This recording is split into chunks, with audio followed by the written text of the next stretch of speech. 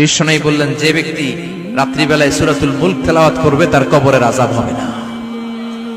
ইন্না হাযিহি সূরাতুন আযীমা মানিআতুন মিন আযাবিল কবর।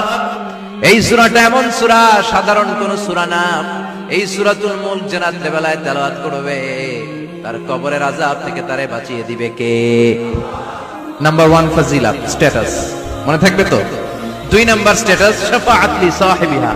এই সূরাটা, এই সূরার তেলাওয়াতকারীর জন্য কিয়ামতের দিন সুপারিশ করবে। কোরআন সুপারিশ করবে, চারটেখানি কথা না।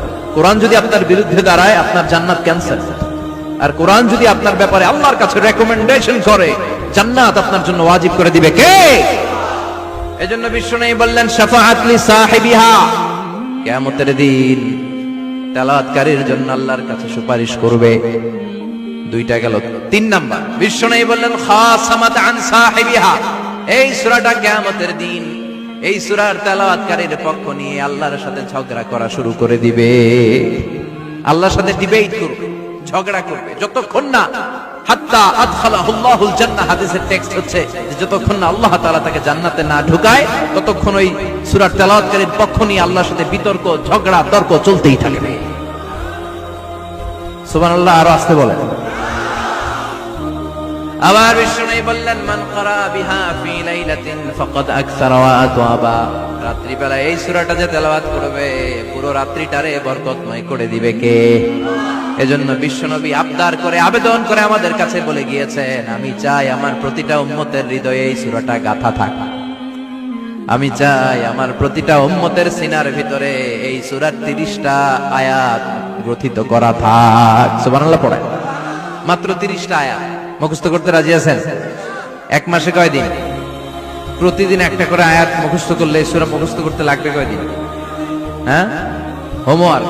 এটা আপনাদের বাড়ির কাজ, যেহেতু ক্লাসে হোমওয়ার্ক দেওয়া যায় না। আরবিতে বলে আল ওয়াজিব আল মানজিলি। আমি গতানুগতিক তাফসীর করি না, আমি সমাজের খুঁতগুলো ধরে ধরে ডিসকাশনের মতো আমি করি। বিভিন্ন জেলায় যে ওখানকার ইয়াংদের সাথেও বসি, কথা বলি। এটাই আমার তাফসীর, এটাই কোরআনের এক্সপ্লেনেশন এন্ড ইন্টারপ্রিটেশন। এতেই মানুষ উপকৃত হয় বেশি। চিল্লা এখন ঠিক কিনা? তো এটা আপনাদের বাড়ির কাজ, মাইথার দিয়া বাসীদের বাড়ির কাজ। হায়াতে আল্লাহ বাঁচায় রাখলে আবার কখনো দেখা হলে জিজ্ঞেস করবো যে মুলক মুখস্থ হয়েছে কিনা। কে কে মুখস্থ করবেন না হাত তোলেন। সবাই করবেন। এবার কে কে মুখস্থ করবেন হাত তুলে আমার না আল্লাহর দেখান। আল্লাহ তুমি কবুল করো। আরো জোরে পড়েন আমিন। হাত নামান। এই সূরাটা it's an eye opener for you. এটা আপনার চোখ খুলে দিবে। এই সূরাটা আপনার চোখকে খুলে দিবে, আপনার ঘুমন্ত বিবেককে জাগিয়ে তুলবে। স্রষ্টার ব্যাপারে আপনার যদি কোনো সাসপিশন থাকে, সন্দেহ থাকে, এই সন্দেহের পাহাড়কে ভেঙে এই সূরা চুরমার করে দিবে। চিল্লায় বলেন সুবহানাল্লাহ। আল্লাহ ডেকে বলে, গোলাম, কিছু কিছু নাস্তিক আছে আমারে খুঁজে পায় না। এরকম কপাল পোড়া নাদান নাস্তিক বাংলার জমিনেও আছে না নেই? এরা বলে আনসিন ইজ নাথিং, যেটা দেখা যায় না ওইটা মানি না। বলে না, do you see the air in the atmosphere? বাতাসে, বায়ুমণ্ডলে যে বাতাস ঘুরে বেড়ায় এটা কি তুমি দেখো?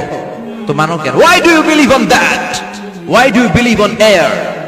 বাতাস বিশ্বাস করস কেন? কপাল পোড়া নাস্তিকরা বাতাস মানে না। কথা কর।